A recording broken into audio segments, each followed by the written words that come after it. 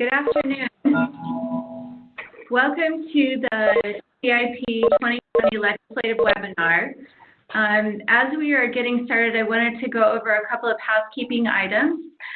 First of all, we do have a chat box at the bottom right-hand side of the screen, and so if you do have questions either during the webinar or at the end, please enter those questions in that box.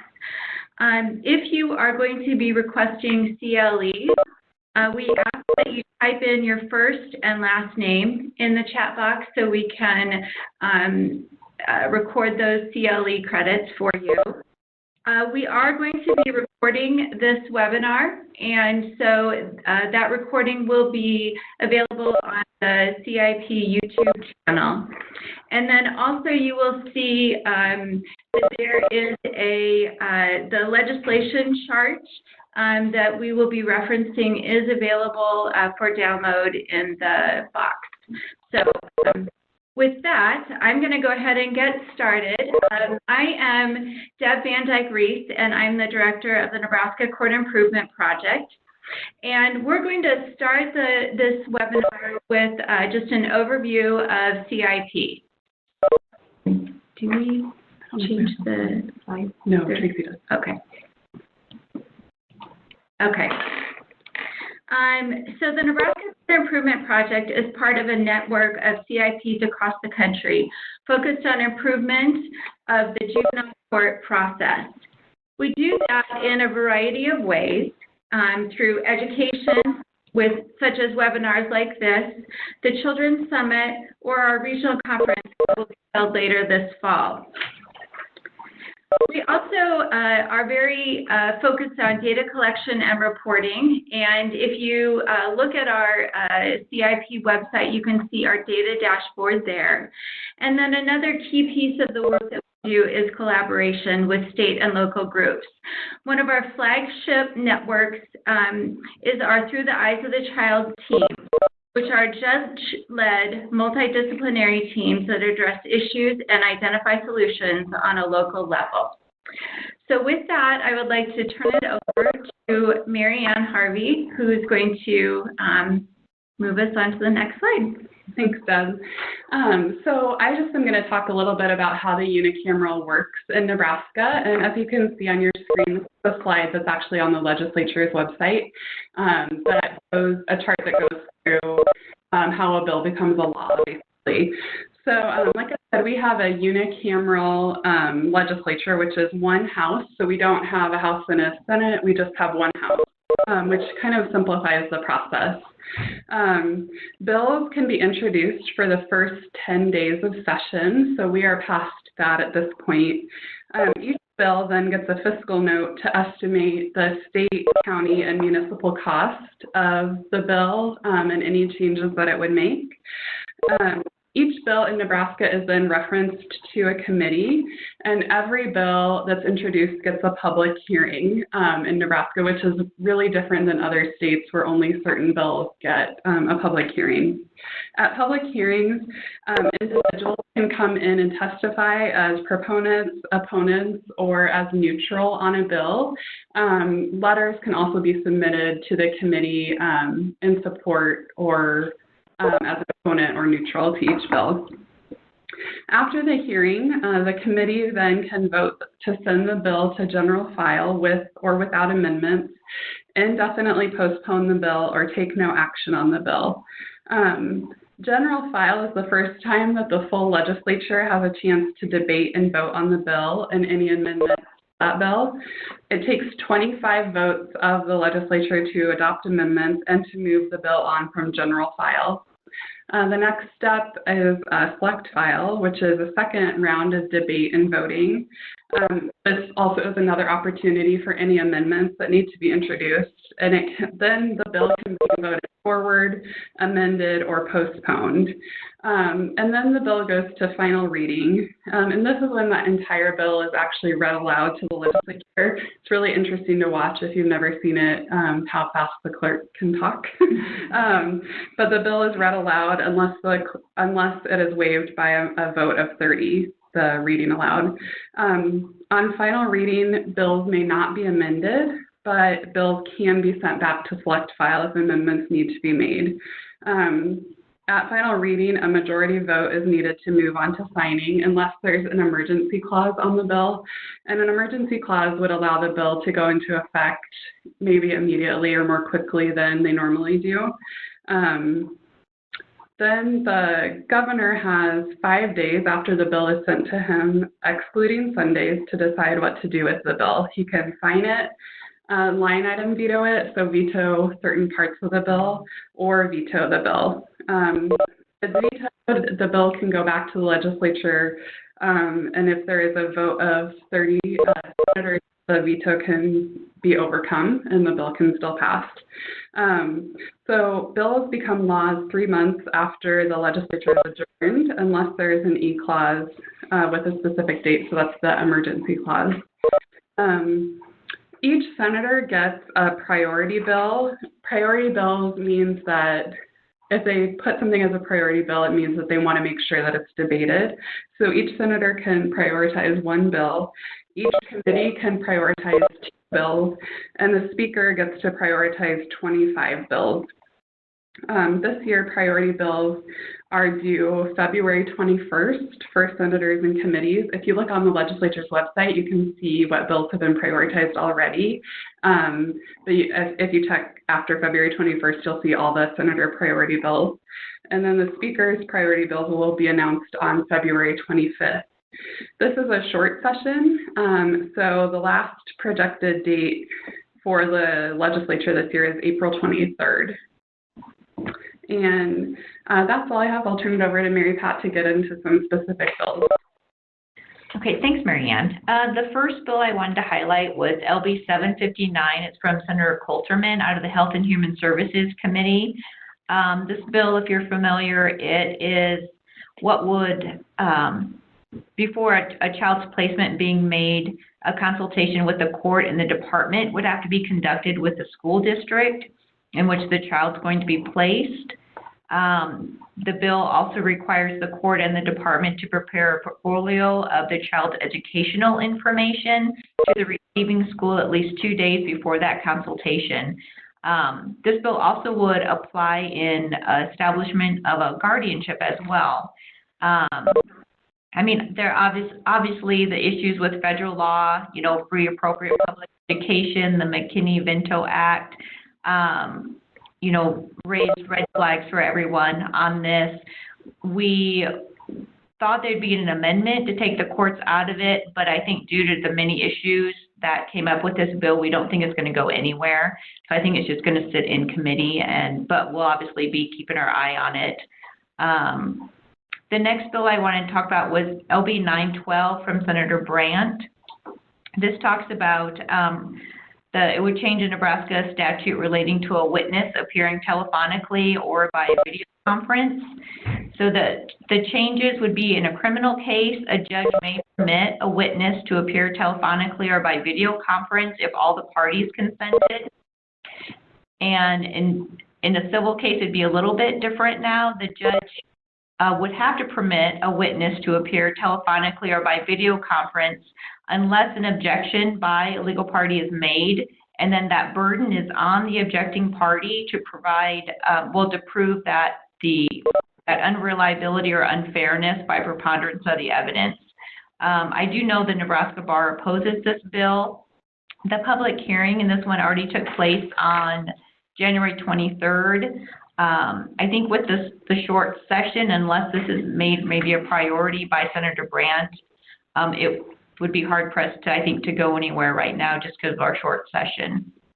The last bill that I kind of wanted to highlight is LB 1001 by Senator Crawford. It's in the Education Committee, and it's a simple enough bill. It requires the suicide prevention phone numbers, both national, state, and a crisis text line, to be on new student identification cards in middle, high school, and public colleges. The public hearing on this is still set for February 18th in front of the Education Committee. Just in light of, you know, the high rate of suicide, especially in our kiddos, I'm really hoping this one takes a fast track. It seems such a simple but much needed change that really help our kiddos, and I'm hoping that it does go through. And those are really my top three I wanted to highlight, and I'm going to pass it back to Mary Ann. Thanks, Mary Pat. So I had a few bills that I wanted to talk about. I'm going to start with LB 1118 and LB 1190. Both of these bills, 1118 is from Speaker Scheer and 1190 is from Senator Frazee. Both talk about grandparent visitation. So currently, grandparents can petition for visitation of their grandchildren if the child's parent or parents are deceased, if there is a dissolution of marriage, or there's one pending, or the parents of the child have never been married, but there's a legal paternity established. Grandparents have to show that the relationship is beneficial to the child or children, and that it's in the best interest of the child, and that it won't interfere negatively with the parent-child relationship. Speaker Scheer's bill adds that grandparents may seek visitation if the parents of the children have denied visitation with the grandparent. So it gives another opportunity to ask for that. Senator Breezy's bill adds that grandparents could ask for visitation when the parents of the child remain married. That's the addition on that bill. Both of those are on for hearing on February 27th, 2020. So I noticed on the chart on the slides, the descriptor is wrong for the subject area. They're both about grandparent visitation, not about stocks and bonds. The next two I want to talk about are LB 906 and LB 969. LB 906 is from Senator DeBoer, and it talks about video recordings of forensic interviews of children. So it allows the CACs to keep video recordings of forensic interviews or designate a law enforcement agency to do so. The information from these recordings is allowed to be shared with the investigation and treatment teams that already exist. And it clarifies that whoever maintains the video may only release it if there is a court order to release the video, unless there are some specific circumstances that exist, and those are for supervision and peer review for accreditation of the CAC, if it's going to be released to law enforcement or a prosecutorial agency for prosecution. It can be released pursuant to an investigation by the Office of Inspector General, or released to DHHS to view as part of their establishment of child abuse and neglect. And this bill was on for hearing in the Judiciary Committee on January 23rd. I see that there's a question from Chris Jones. Are those limited to juvenile court, or is it general grandparent visitation on 1118 and 1190? I would need to look back at the bills, but I think it's general. Just any grandparent could ask for visitation. LB 969 is from Senator Wayne, and this talks about video depositions of child victims and child witnesses. So right now, upon request of the prosecuting or defense attorney and upon showing of compelling need, the court shall order the taking of a video deposition of a child victim or of a child witness to any offense that's punishable by a felony. What this bill would do is, so a court order is needed to release the video of that deposition of that child, but this bill would allow that a defendant can petition the district court for a copy of any video to be released to the defendant, their attorney, or an agent of their attorney. It also allows the defense to replicate or transcribe the video for purpose of review by the defendant, or to provide it to an expert for any other purpose of the defendant. So these would take place in district court, but I think it's important to know because some of you might be representing children that are in this situation. The last bill that I wanted to discuss is LB 907, which is from Senator DeBoer. And this changes provisions relating to adoptions. It allows adults to adopt children together without regard to marital status, allows children to be adopted by the spouse of their parent or a second adult when the child has a sole legal parent. It also has provisions that allow for adoption of adult children. This bill is a pretty long bill. It lays out what must be filed for when you file a petition for adoption. It does clarify that children or adult children can only have 2 legal parents, and also clarifies that if a person petitioning for adoption has a spouse, the spouse must join in the petition for adoption, and the child would be adopted by both people. This is in the Judiciary Committee and is on for hearing on February 19th. So now I'm going to turn this over to Steve Green from the department. Good afternoon, everyone. My name is Steve Green. I have the privilege of being a Deputy Director for the Division of Children and Family Services here in the great state of Nebraska. I've been here for just a little over a year, so I feel I'm becoming more familiar with a unicameral from my bicameral experience in Kansas. It is definitely something that is unique, but I've already learned to appreciate greatly. There are a lot of bills that have impacted the division or could impact the division, which some are being talked or discussed today. I think for the division alone, we are tracking and monitoring 33 pieces of legislation as an agency or department wide, around 130. So it's pretty incredible how many items of legislation get introduced each session, but I wanted to talk about 3 specifically that we're excited to talk to you all today. First is LB 975. It was essentially 2 bills that we folded into one because there was a public health component, and then for CFS specifically related to CAPTA. What it does is LB 975 would revise the statutory immunity granted to persons reporting abuse or participate in investigations resulting from such reports and investigations. Last January, almost January 30th approximately, our federal partners had notified us that changes had occurred to the CAPTA law at the federal level, and wanted to make us aware of that and show that and notify whether or not our current statute was in compliance with the new changes to the federal law. After our legal team reviewed, it was determined that the current state statute would not be in compliance with the new additions or provisions for CAPTA, and so we effectively entered into a CAPTA PIP instead of signing the CAPTA assurance as part of our CFSP. So it's our federal family service plan, children and family service plan, assuring them that we were going to submit legislation in 2020 session to bring us into compliance. So we receive about $500,000 of CAPTA grants that could be in jeopardy if we weren't to pursue a legislative correction. They approved our PIP, and ironically, I actually got an email from our federal partner last night asking, hey, how's that CAPTA bill going in Nebraska? I had a hearing a few weeks ago. We thought that it wouldn't be controversial at all. We were amazed at how many people came out and had concerns about it, but we have been communicating with both the chair in Judiciary and others to note that this is in part a requirement, mainly it is a requirement by our federal partners to change, and so we think that there shouldn't be any problems and that the questions have been answered and concerns are, at least the majority of concerns with regard to CAPTA have been resolved. Another bill that I wanted to talk about was LB 1061, which was related to alternative response. As many of you know, alternative response was part of our 4E waiver demonstration, CCFL. Sorry, I get that. It's alphabet soup sometimes.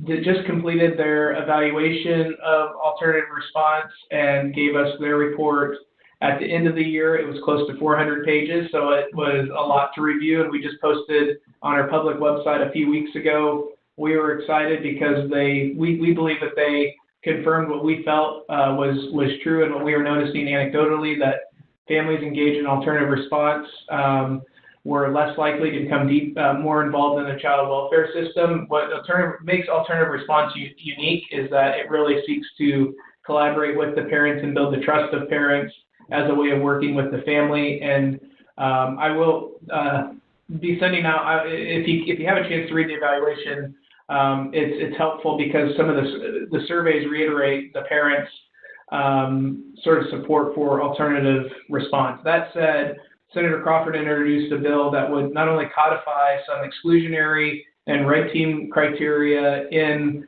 statute, which the department supported, it would also remove the sunset provision, making alternative response a permanent program. I think we're excited as a department, especially in light of, or in the shadow of Family First, wanting to become more upstream in our primary prevention and seeing alternative response as a program that we would like to leverage going forward to work with families. And so we came in as a proponent of the bill. There was many supporters that were able to testify and support as well. I kept telling the senator, I feel like we get to have our kumbaya moment where we come together and support the bill collaboratively. We worked a lot with the senator to get to help craft the bill to a place that we supported it. We're just glad that we had that opportunity. The final bill that I wanted to bring to this group's attention is LB 1185. It's an HH, or Health and Human Services Committee bill. It's a continuation of Legislative Bill 460 from last year, which in this bill specifically will require those licensed exempt child care providers to submit to fingerprint checks. This is a part of a large overhaul of the child care subsidy system. In the 2014 Child Care Development Fund Reauthorization Act, there was a lot of new requirements for states to implement in order to receive child care subsidies. At first, a lot of states considered these sort of unfunded mandates, but since then the federal government has provided sort of discretionary dollars from year to year. And last year in LB 460, we created what was called transitional modifications to transitional child care, but we also required some new changes in our fingerprinting for child care providers.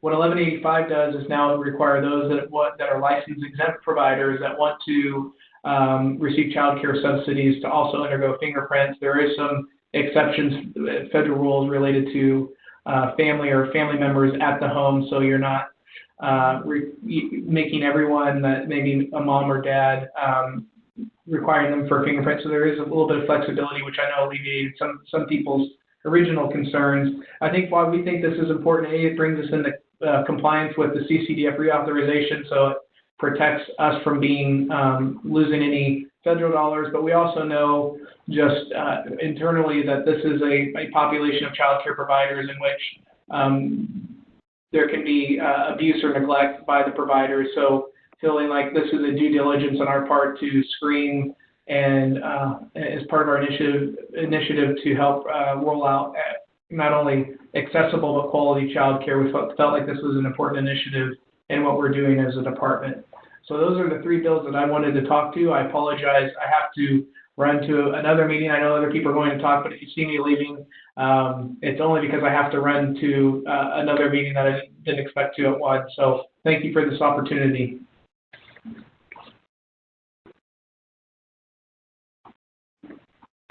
And I think now I'll turn it over to Sarah Helvey from Nebraska Appleseed. Sarah, we can't hear you if you started talking. Can you hear me now? Yep. Yes. Okay, great. Hi, everyone. It's Sarah Helvey. I am coming to you live from Appleseed, and I have my friend and co-presenter, Juliet Summers, is in my office, so I'm glad the audio is working. I'm a staff attorney and director of the Child Welfare Program here at Nebraska Appleseed. Just want to thank the Court Improvement Project for the opportunity to present every year, or this year, and have had the opportunity to do it several years, so it's something that I look forward to.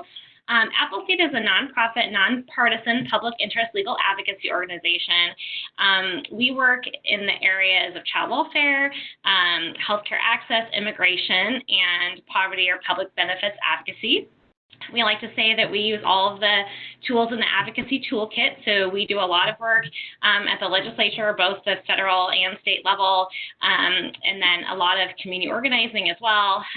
And then we do have attorneys, and we do legal advocacy also, including impact litigation. And then we have a legal resource center where we provide technical assistance and other resources like amicus assistance to help attorneys create more positive precedents in juvenile court cases.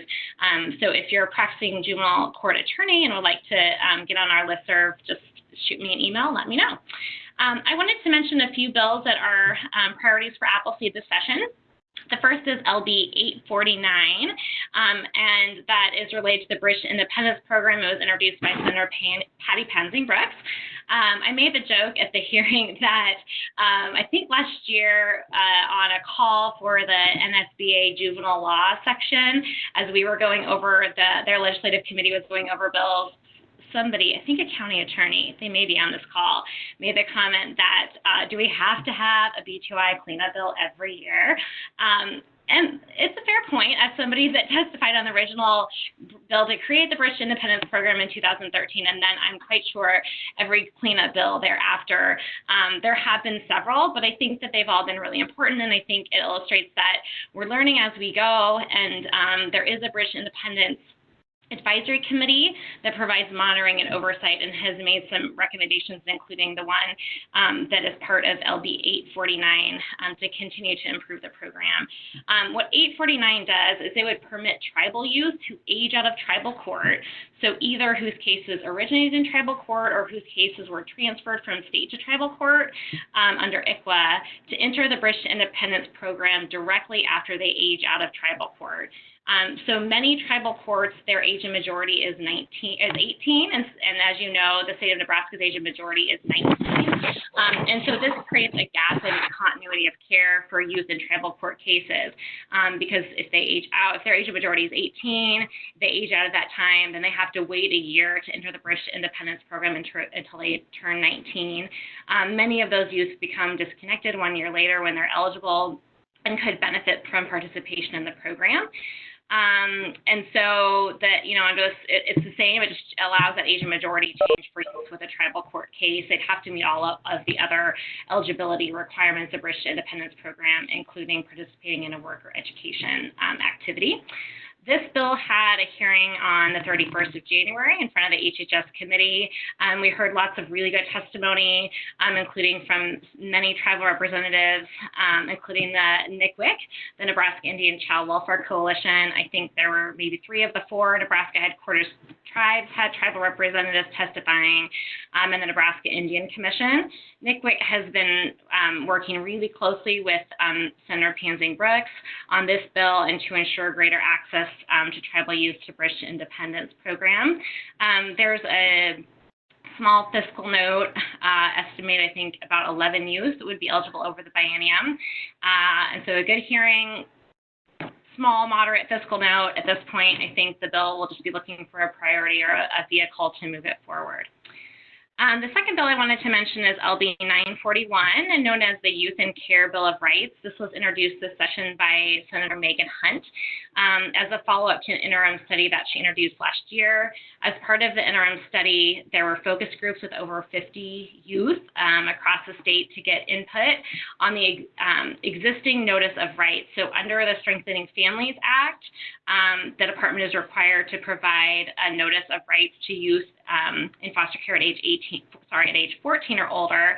And so this was an opportunity to kind of get more feedback from youth about those rights and how that's working, and in particular to get some of their feedback on their ability to have recourse or to what can they do if they feel their rights have been violated. So it was exciting to see this be a youth-driven process. Most of the rights in the bill are already in existing rights under state or federal law. They fall kind of broadly into the categories of constitutional rights, rights around services and care, rights pertaining to equity for all youth, rights for those who are pregnant and parenting, and then rights specific to youth and their cases. Finally, the bill creates, not only is it a more detailed document of youth rights, it clarifies the roles of those who can provide assistance to youth in ensuring they understand their rights and that they, as I said, sort of have a recourse or know how to seek help if they feel their rights have not been infringed. That was something that we heard from many of the youth. So LB 941 would require caseworkers and probation officers, if relevant, to be trained on the Bill of Rights, and requires them to discuss it with youth upon their removal, quarterly at meetings, and reviewed at every court hearing for foster youth. It also requires GALs and attorneys to discuss the rights with youth regularly and raise infringements of rights in court as appropriate. And then it would also strengthen the grievance process, which young people said can be, that they don't always know about, or it can be confusing and hard for them to access. The bill had a hearing in front of the Judiciary Committee on the 30th of January. There was no fiscal note, but there were some concerns, I think, about lack of clarity from probation and the department about who does what. So I think the next steps are to get people together and try to work out some of those issues and see if we can find something that we can move forward, given all the input of young people into that process. And then finally, I don't want to duplicate Deputy Director Green, but wanted to also mention LB 1061. That's a big priority for Appleseed as well regarding the alternative response. And so I'll just mention a few pieces. It's a large bill, so he focused kind of on the alternative response aspect of it. I'll mention some other components of what the bill does. Currently, there is nothing really in our state statute regarding voluntary cases or non-court involved cases. So alternative response is one specific response, but as you know, we also have many cases that are not part of the alternative response program, but are still non-court or voluntary. And so this bill defines some of those terms about what is a voluntary and non-court involved case. It articulates a statutory standard for when the department has discretion to provide service without court involvement, and when immediate steps need to be taken to protect the safety of the child and to institute a legal proceeding. It also clarifies the rights of parents and the legal authority of relative or kin caregivers when children are placed informally or live temporarily in those settings. And then it requires the department to provide a notice to parents in those non-court involved cases of the reasons for the department's involvement, and that a possibility of a court case could be filed in the future if it's determined that the safety of the child is not or cannot be assured. It also requires the department to notify relatives and kin caregivers of their eligibility for public benefits. There's a concern about reimbursement to those providers and their eligibility, for instance, for child-only TANF or other benefits, and to help them access that assistance. And then it also requires the department to promulgate regulations regarding some key aspects of AR and non-court involved cases, and then to create an advisory committee to the Children's Commission about AR and non-court involved cases to provide some ongoing oversight. This is one to watch. It was given a personal priority by Senator Crawford, I think, a couple days ago. And so in a short session, and because there was, the department was supportive, there was a lot of work done prior to introduction by a range of partners, including the Child Advocacy Centers, the Foster Care Review Office, Appleseed, and Voices were at the table. And so I know Senator Crawford has really worked, as Deputy Director Green said, to kind of come to some agreements and compromises on the bill. So I think it's one that we will hopefully see move this session. And the last thing I wanted to just mention, I know I'm taking a lot of time, but hot off the press, from last session, LB 961 is a bill that was introduced because we're a short session, so we're still part of that legislative biennium. That's the bill introduced by Senator Wishart regarding driver's license for foster youth. It's been amended down now, so it includes just some information about transition planning and access to birth certificates to help young people get access to driver's license. But that came up this morning on general file and passed, I think, unanimously on general file with really little debate. There's a small fiscal note on that, but I think it's maybe the first time in my career where a bill that hasn't gotten a priority, but is just on general file, was able to come up and get some movement. So that's one that, depending on timing, may be able to move forward this session that was introduced last session. So with that, I'll turn over to the next person. Thank you.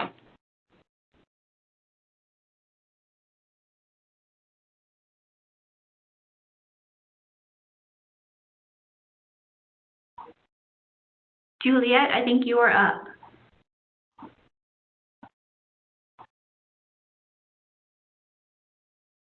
We can't hear you if you're talking, Juliet.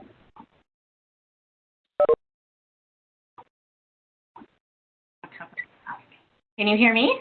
Yes. Okay, I'm going to turn my laptop over to Juliet. Thanks, Sarah. Okay. Sorry about that.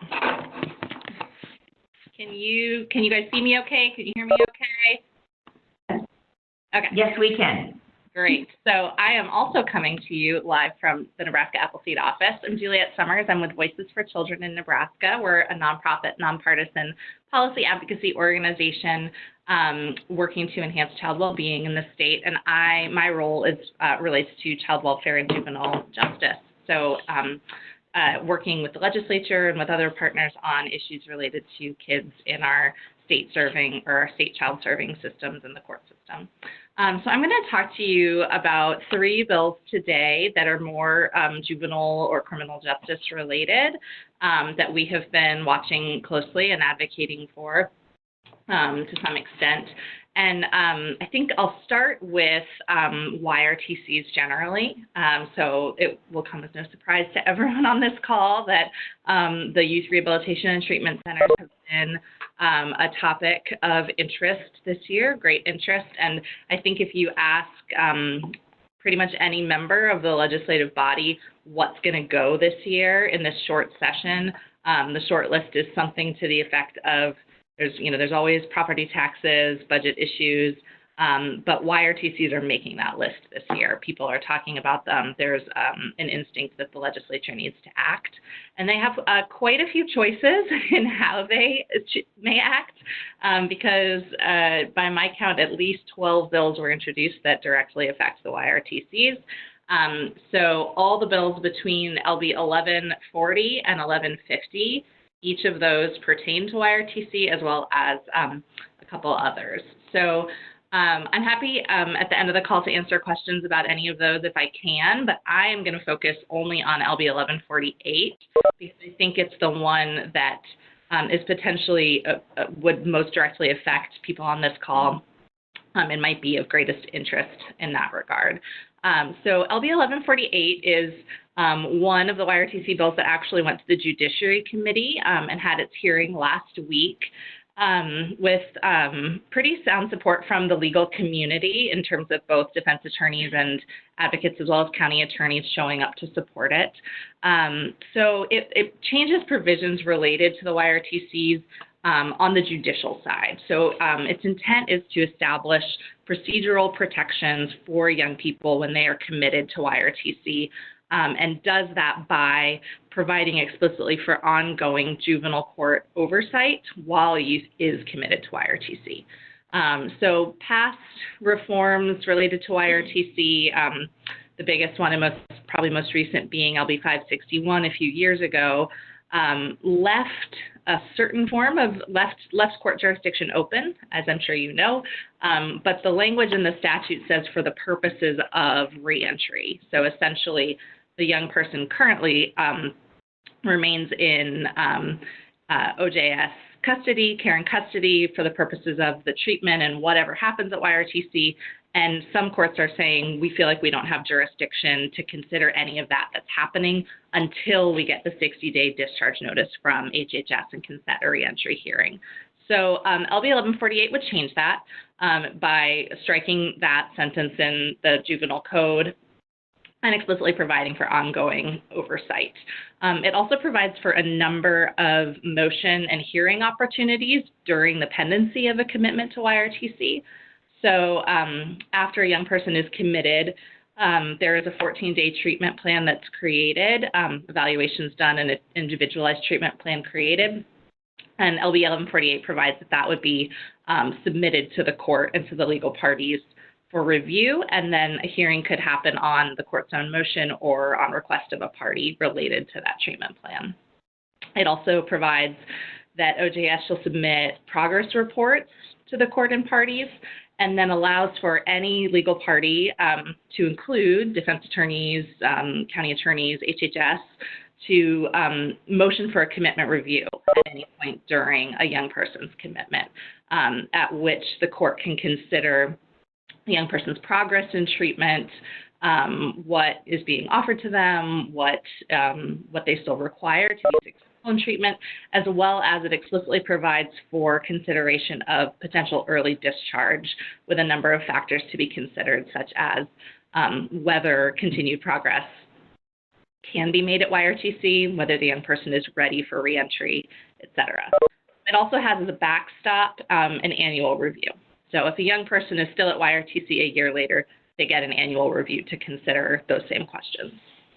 1148 also, I should maybe have said at the outset, specifies that a young person in that initial commitment order is committed to a specified YRTC facility, not to general OJS care and custody for placement wherever. And then requires that any transfers between facilities or between placements are considered changes of placement, just like any other change of placement in the juvenile court, requiring notice and the opportunity for hearing in the juvenile court. And it finally further clarifies, it's my perspective that the statute is already clear that detention is not treatment for the purposes of YRTC commitment, but LB 1148 does add additional language in that section of code, further clarifying that a juvenile detention facility shall not be considered a treatment facility. So that's 1148. And like I said, if you have questions about that one or any of the other YRTC bills, I'm happy to try to answer, as I think I've testified on all of them, or nearly all of them. The other two bills I'm going to talk to you about today both actually relate to teenagers and young adults even who, instead of being charged in juvenile court, are facing criminal proceedings, adult criminal proceedings. So LB 132 is another carryover from last year. It didn't get a priority, but it is on general file in worksheet order. Our understanding is actually it's not yet on the agenda, but it's like the next one to get listed. So there is still an opportunity for it to be debated. And it's pretty simple. It's a pretty simple short bill. It essentially excludes individuals under age at 19 from mandatory minimums. So they can still receive minimum sentencing, criminal sentencing, but their mandatory minimums are not applicable to them. The idea being that I think in many other states, in the wake of Supreme Court decisions regarding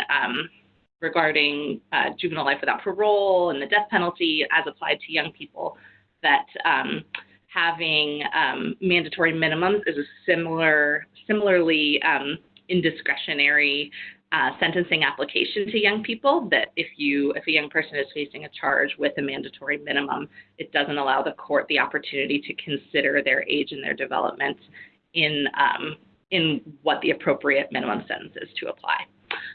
So as I said, that one doesn't have a priority, but there is a chance it could be debated depending on how quickly other priorities get listed.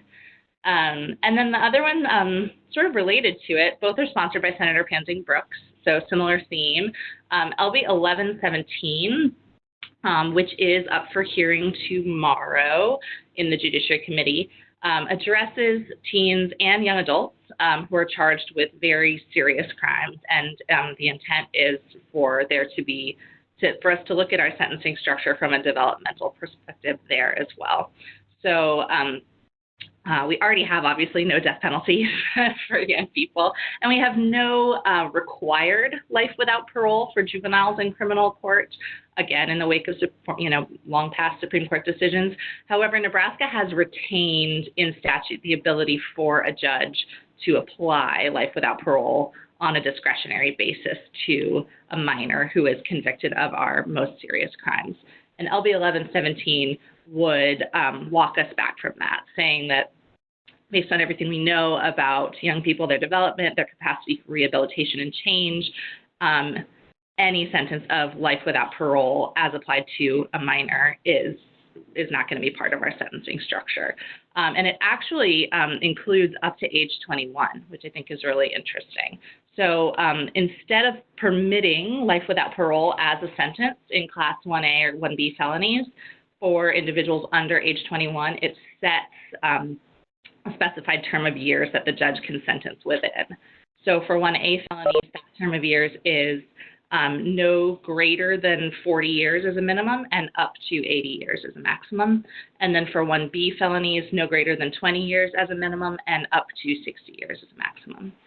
The other thing that this bill does, sort of in a similar vein, is in the idea that the nature of the charge matters, but so does the age of the defendant, is it starts all charges for individuals under age 18, regardless of the level of felony. It starts them in juvenile court, but still provides for the opportunity for charges that currently have concurrent jurisdiction as between juvenile and criminal court still can be transferred from juvenile to criminal. So it doesn't create new original ongoing juvenile court jurisdiction.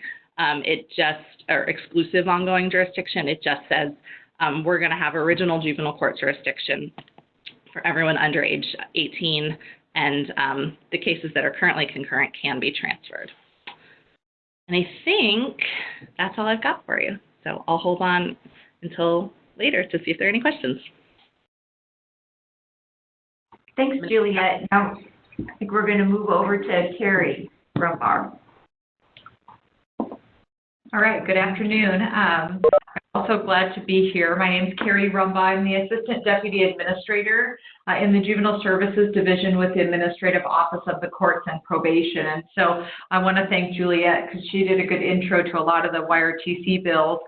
Before I jump into those, I'm going to talk just briefly about the YRTC bills, and I'm also going to talk about, as you can see, LB 1095. As we go through the slides, you'll notice about the bills, all of these have had hearings already, so you'll note the hearing information and when those have occurred. So all of them have already had their initial hearing, and so as we move through these, there has been testimony and other items included already. The first bill is 1095, and this is Senator McDonald. And this is a bill specifically that authorizes counties containing a city of what they call the metropolitan class to establish juvenile justice programs and services. So this would be specific to Omaha, as you see on the slide. And it also includes intake, investigation, assessments, and placement authority for that area. The hearing, as you can see, was the 6th. Commissioner Rogers from Douglas County did testify in support. Jeannie Brandner, who is the Deputy Administrator in the Juvenile Services Division, she testified in opposition to the bill. And right now, there were some additional remarks and questions about the bill, but it does not appear it's going to be prioritized. And we're not sure, but we aren't expecting additional movement on this bill at this time. And like I said, Jeannie was able to testify on our behalf in regards to some of the reason why we were in opposition of that bill. Now I'll talk about some of the bills that Juliet mentioned that are specific to the YRTCs. And I'm just going to really briefly go through these. And as Juliet said, I'm also happy to answer questions. And she's also just a great resource. But you'll see there's multiple bills. What we believe will likely occur is that these bills will be merged into one comprehensive juvenile justice bill. So you really want to keep your eyes out for that and watch these bills and see how they move forward. There are multiple bills from the Health and Human Services Committee and then some individual senators as well. And there are just a wide range of focus areas that the bills will cover. And so like I said, I'll speak quickly about those. On that previous slide, LB 1141, really talks pretty much about developing a 5-year operation plan, but also really stresses the importance of the input of juvenile justice stakeholders involved with that plan. That was specifically introduced from the HHS committee. And then moving to the next slide includes LB 1142, and LB 1142 starts talking about the importance of if a youth or an OJS youth would need to be placed in detention, that there would need to be an emergency that exists. and that the maximum time would be 7 days that they would be able to be in detention. It also talks about Health and Human Services creating an emergency plan for the YRTC, Geneva, and Kearney, and it does include if there does end up becoming a third site, that an emergency plan would need to be created for all sites. LB 1144 then goes on to talk about reporting to the Office of Inspector General, and you'll see in the information you have on your slide really expand some expectations around when reporting needs to occur. As you can see, assaults, escapes, and additional criteria for that. Additionally, it does require that Health and Human Services would submit a report quarterly in regards to the number of grievances that are received at the YRTC and other reporting expectations. So that's mainly what you'll find within 1144. There was a question about 1142. Does detention include room seclusion and solitary?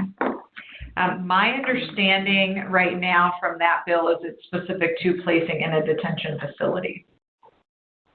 And Juliet, if you would have additional responses to that.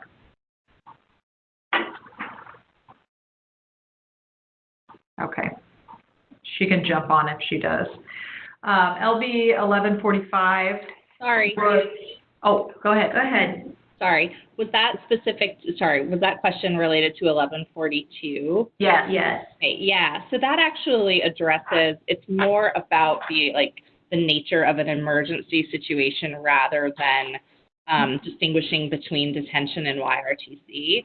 So there's already in statute, a young person, when they're committed, they're probably already sitting in detention waiting to be transferred. So there's already a piece in code about if you have been committed and you're in detention and you haven't been moved to a facility within 7 days, you're entitled to court hearing. 1148 that I mentioned adds to that section of code, which I can't remember the number off the top of my head, but I can send it. This would add kind of a whole new section saying, look, you have to have an emergency plan for acts of God, and part of that emergency plan can be detention up to 7 days. But nothing beyond that. An emergency is fairly carefully specified. I don't know if that helps.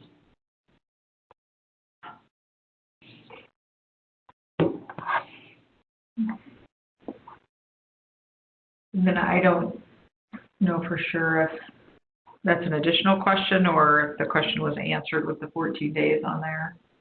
Yeah, it looks like there's an additional question. Is it not 14 days right now? I can't remember if it's 7 or 14. Sorry, I'll have to double check. Thanks. Okay, thank you. And then moving on to LB 1145. LB 1145 would require DHHS to develop and implement policy regarding the use of mechanical restraints and shackling, specific to shackling. It also has information in there about transporting young people and includes a review an annual review from the Public Council for youth that are at the YRTCs. And then moving to the next slide, Juliet spent some great time on 1148, so I'm not going to spend any additional time on that. I'll move to 1149, and this requires that the Office of Juvenile Services provides evidence-based policies, practices, and procedures. One specific is in regards to risk assessment, and also talks about personal visitation and the importance of visitation occurring and not prohibiting visitation as a consequence or a sanction. So there's a few important items within this bill as well. It also transfers, let's see, I think that's the main pieces of that bill that I wanted to cover in regards to the risk assessment and it being specifically evidence-based. Sorry, I apologize. I was jumping to my next one. And then LB 1150, this talks about coming up with a plan to be able to require the facilities, and it does talk about Kearney and Geneva, to be fully functioning by July 1st of 2021. And so that bill requires that. And then moving to the last slide, we have LB 1172. Now that one talks more about transportation. This one talks about transportation specific to requiring a court order if youth would be transferred from different YRTC facilities to others, except for if there is an emergency. It does have an emergency piece within that bill. And then it also does talk about DHHS using space at the Lincoln Regional Center for a psychiatric residential treatment center, and indicates that they will contract with the University of Nebraska to conduct a needs assessment for the programs and facilities at the YRTC. And then the final YRTC bill is 1188, and this one is specific to the schooling that occurs at the YRTC and gives specific regulations around what schooling needs to be available for the youth that are placed there, and also includes a date, which you'll see is August 1st of 2021 in regards to this occurring. And that is a quick rundown, very quick. Sorry, I was trying to keep us in time of the YRTC bill.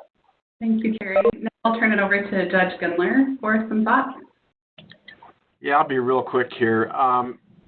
1036, which wasn't mentioned, is a bill that would allow 18-year-olds to consent for health care for themselves.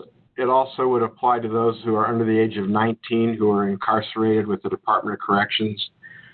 As part of my work on the Bar Legislative Committee, we've heard that that's been an issue for those folks in the penitentiary, not being able to get consent from an adult for certain procedures. And the other thing I just want to mention briefly on 1172, a couple months ago, the Nebraska Supreme Court affirmed a juvenile court order out of Douglas County, Judge Kelly, that allowed for the placement at the Lincoln Regional Center. And so some of us are advocating as part of LB 1172 or whatever portion gets amended onto another bill, that the study of the YRTCs with the university also include a study of LRC and those youth that need to be served by a facility like the LRC or at the LRC. And I don't want to go any further because I want to leave a few minutes for questions for everybody. Thank you, Judge Gundler. So yeah, we'll open it up for questions now. And presenters, if you have a few minutes to stay for questions, that would be great. So does anyone have any questions for the presenters? You can type them into the chat box or you can unmute yourself to ask a question.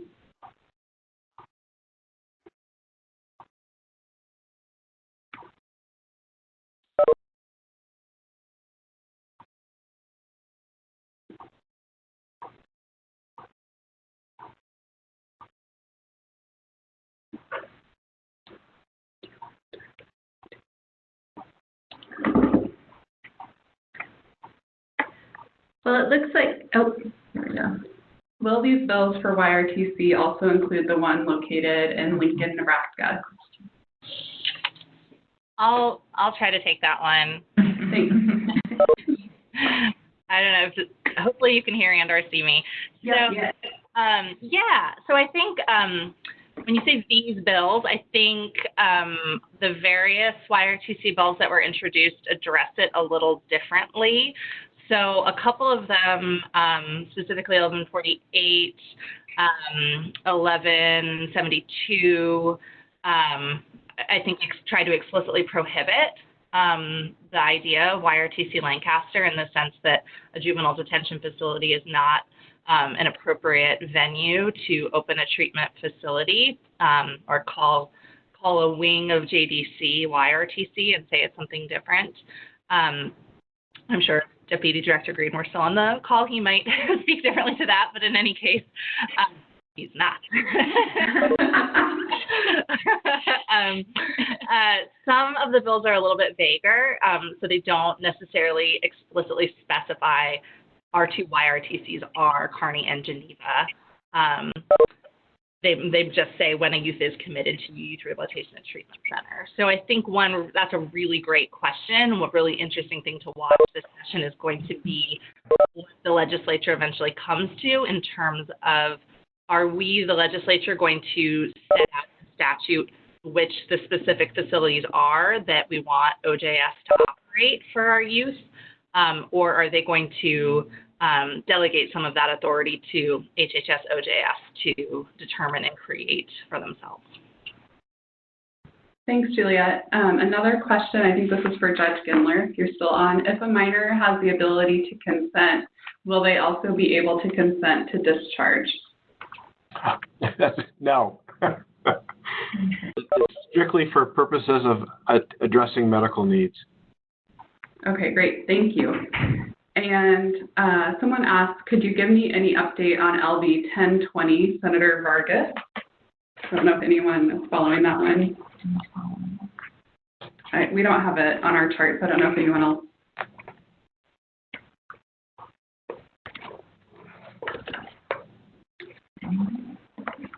We're not tracking that one either.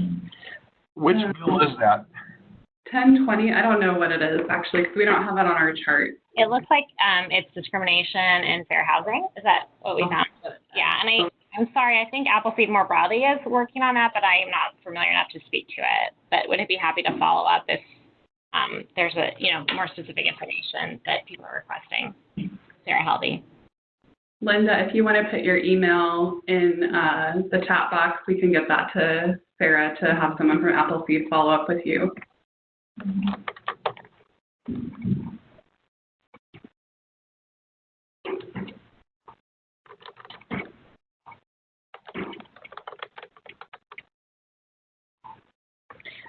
Well, I want to thank everybody for joining us for this webinar and thank all of the presenters. It was great information provided, just a high-level overview of the legislation that's pertaining to juvenile justice and child welfare for our state. Please keep an eye out for a follow-up call and a follow-up webinar at the end of the session where we will be talking about legislation that passed. So let's see. Looks like we have a question about the download for the chart. Just scroll all the way up to the top of the chat, which is at the bottom right corner of your screen, and you can click on a link that has the chart. I believe it's a Google Doc. It's a Google Doc, yeah. Just scroll all the way up on the chat. And if you do have other questions or cannot find it, please feel free to email anybody at CIP and we can send that to you. So thanks everybody for joining us and have a great day. Bye-bye. Thank you. Bye.